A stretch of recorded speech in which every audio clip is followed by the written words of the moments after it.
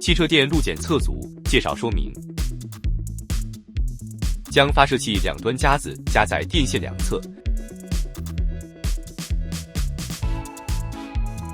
切换至 count 亮绿灯则线路正常，切换至 count 不亮灯则线路异常。将发射器切换至 tone，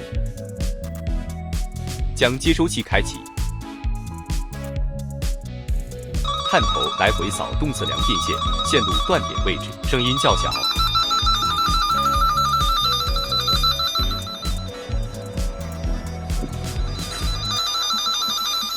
汽车电路检测组帮助你找到线路异常位置。